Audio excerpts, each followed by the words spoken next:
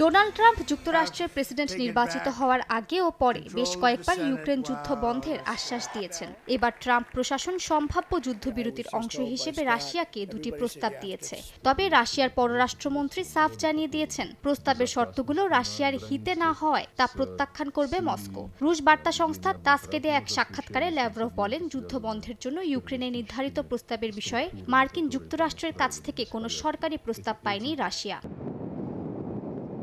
তাস আরও জানায়, যুদ্ধ বন্ধ করতে ট্রাম্পের আলোচক দলের একটি প্রস্তাবের মূল বিষয় হল ২০ বছরের জন্য ইউক্রেনের ন্যাটো সদস্যপদের আবেদন স্থগিত রাখা হবে। আর দ্বিতীয় প্রস্তাব হল যুক্তরাষ্ট্র ও যুক্তরাজ্যের সেনাবাহিনীকে এ অঞ্চলে শান্তিরক্ষী হিসেবে মোতায়েন করা হবে, যারা এখানকার সার্বিক নিরাপত্তার দায়িত্বে থাকবেন।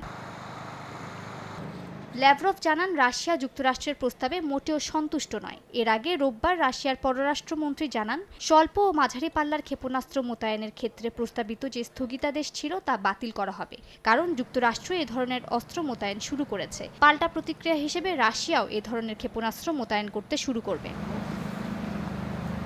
সোমবার যুক্তরাষ্ট্র কিয়েভের নিরাপত্তা খাতে ২৫০ কোটি মার্কিন ডলার বিনিয়োগের ঘোষণা দিয়েছে। এর মধ্যে ১২৫ কোটি ডলার সমমূল্যের পেন্টাগনের অস্ত্রাগার থেকে অস্ত্র দেওয়া হবে ইউক্রেনকে।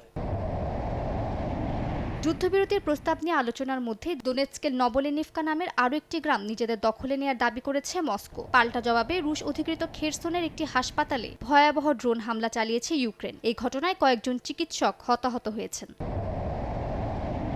মালিহা সুহরাওয়ার্দী, সময় সংবাদ।